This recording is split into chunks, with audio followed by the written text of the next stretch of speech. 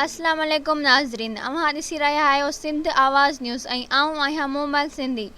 हाज़िर आहे हिन वक़्त जी अहम ख़बर। दौलतपुर सफ़न यूसी खड़ जे ॻोठ दिरेड़ीअ जे government boys primary school Mohammad Ayub Hothi Poto बुनियादी सहूलतुनि खां महरूम बणियल आहे। स्कूल में 200 खां वधीक शागिर्द ऐं शागिर्दियाणियूं फर्नीचर न हुअण ऐं बिल्डिंग ज़बून हुजण करे पट ते वेही वणनि हेठां तइलीम पिराइण ते मजबूर आहिनि। स्कूल जी बिल्डिंग इंतिहाई ज़बून हालत जो शिकार बणियल आहे ऐं स्कूल जे ॿिन्ही कमरनि जी छित इंतिहाई कमज़ोर हुजण करे छित मां चापर किरण रोज़ जो मामूल बणियल आहे। स्कूल जी छित कमज़ोर आहे, केॾी महिल बि किरी सघे थी। स्कूल जे SMC अकाउंट केतिरनि सालनि खां बंदि आहे। हबीब बैंक दौलतपुर वारा रुॻो पंध कराए रहिया आहिनि। ॻोठाणनि ऐं उस्तादनि सिंध आवाज़ न्यूज़ सां ॻाल्हाईंदे चयो त असां वटि हिते न फर्नीचर बि कोन्हे को, ॿार पट ते वेठा आहिनि, इहे सभु बेंचूं वग़ैरह भॻल आहिनि ऐं बारूम असां SMC में ठाराया हुआ, उहो बि उन्हनि जी छतूं बि डैमेज थी वयूं आहिनि, क्रैक थी वई।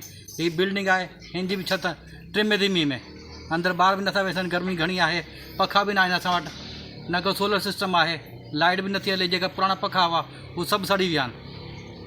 ऐं तव्हां पाण ॾिसी रहिया आहियो, ॿार वेठा आहिनि, असां ॿार आहियूं, फर्नीचर बि कोन्हे को।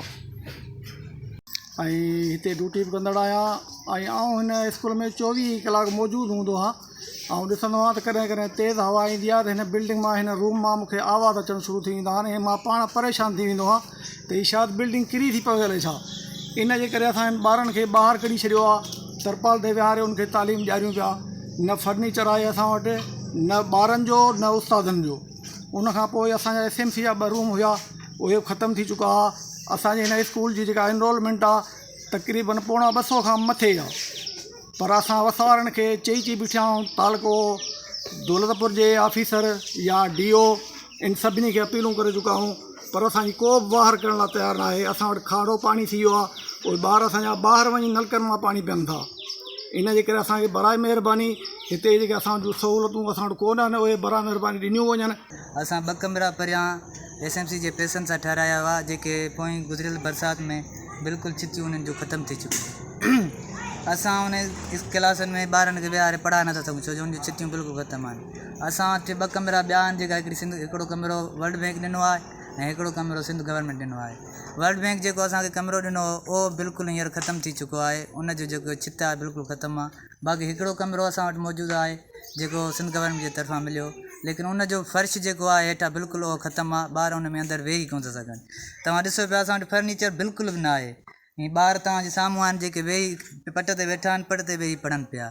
असां वटि फर्नीचर न आहे, कुर्सी वेहण जे लाइ न आहे। हीअ कुर्सियूं जेके 2-4 असां हींअर ठारायूं आहिनि, असां पंहिंजे खीसे जे ख़र्च मां हीअ कुर्सियूं ठारायूं आहिनि, जेके असां उस्ताद कुर्सियुनि ते वेहूं था। असां वटि पाणी जो निज़ाम बिल्कुलु न आहे, जेके ॿार असां वटि पाणी पी सघनि। हीअ नलको बोर थियल आहे, तव्हांजे साम्हूं आहे, लेकिन हिन जो पाणी पीअण जे लाइक़ु न आहे, खारो आहे बिल्कुलु, ॿार नथा पी सघनि, हीअ पीअण जे लाइक़ु ई न आहे। असां वटि सोलर सिस्टम न आहे, लाइट जो को बंदोबस्तु न आहे। तव्हां ॾिसो पिया केॾी गर्मी आहे, हिन गर्मीअ जी हालति में ॿार अंदरि वेही पढ़ी कोन था सघनि, मजबूर आहिनि। ऐं साईं असां वटि जेको फर्नीचर आहे सॼो टुटल फुटल पियो आहे, ॿियो को बि असां वटि फर्नीचर आहे कोन जो ॿार उन ते वेही पढ़ी सघनि। वधीक साईं तव्हां पाण ॾिसो, विज़िट कयो, तव्हां पाण ॾिसो त केॾो असांजे हिन स्कूल जी हालति ख़राबु आहे।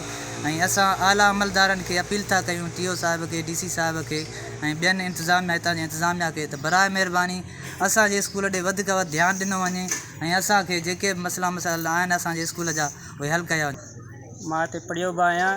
हिन स्कूल खां जेके तकलीफ़ूं मौजूदु आहिनि उहे उस्ताद ॿुधाए चुका आहिनि। फर्नीचर जी खोट आहे, SMC अकाउंट बंदि लॻो पियो आहे, उनजे लाइ मां अॼु वियो हुउसि बैंक में, उतां बि को खड़तेल कोन पियो निकिरे।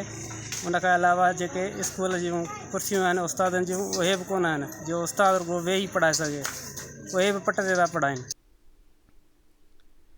ॻोठाणनि DC शहीद बेनज़ीराबाद, DO शहीद बेनज़ीराबाद समेत आला अमलदारनि खां मुतालबो कंदे चयो त स्कूल जी बिल्डिंग नए सिर तामीर कराए स्कूल में फर्नीचर समेत ॿियूं सहूलतूं ॾेई मासूम ॿारनि जो मुस्तक़बिल तबाह थियण खां बचायो वञे। ऐं वधीक ताज़ा तरीन ख़बरनि लाइ ॾिसंदा रहो सिंध आवाज़ TV न्यूज़ ऐं सब्सक्राइब करणु न विसारींदा।